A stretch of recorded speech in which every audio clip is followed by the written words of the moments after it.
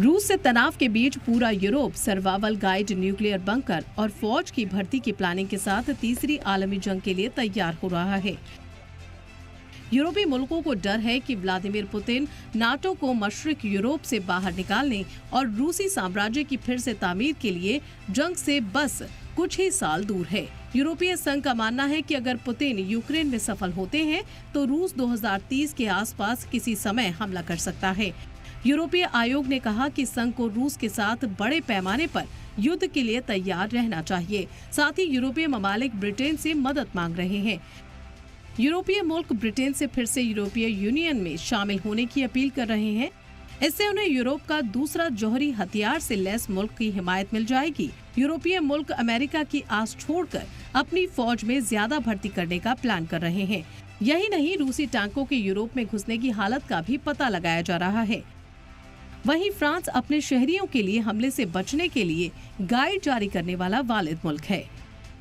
France ने जो guideline जारी की है उसके मुताबिक 20 पन्नों की पुस्तिका में फ्रांसीसी शहरियों को सलाह दी जाएगी। किसी हमले की सूरत में रिजर्व यूनिट की तैयारी पर जोर दिया जा रहा है।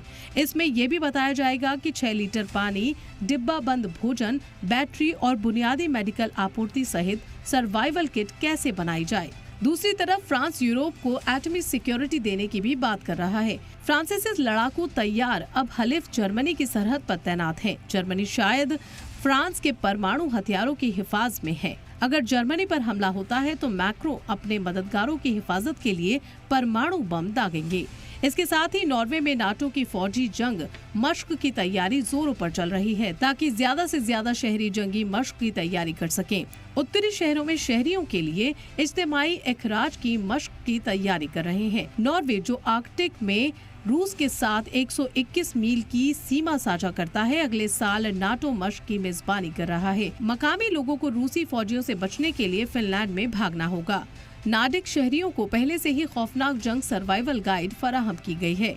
दरअसल पोलैंड और बाल्टिक मुल्कों ने एंटी पर्सनल लैंडमाइन पर पाबंदी लगाने वाली एक आलमी समझौते को वापस ले लिया है, क्योंकि वो रूसी फौज को उसके रास्ते में रोकने की तैयारी कर रहे हैं। यूरोपीय यूनियन ने अपनी फौजियों की तामीरे नव और यूक्रेन की हिमायत करने के लिए एक बड़ा प्लान भी शुरू किया है। ब्लॉक सिक्योरिटी पर 800 बिलियन यूरो तक खर्च करने वाला है।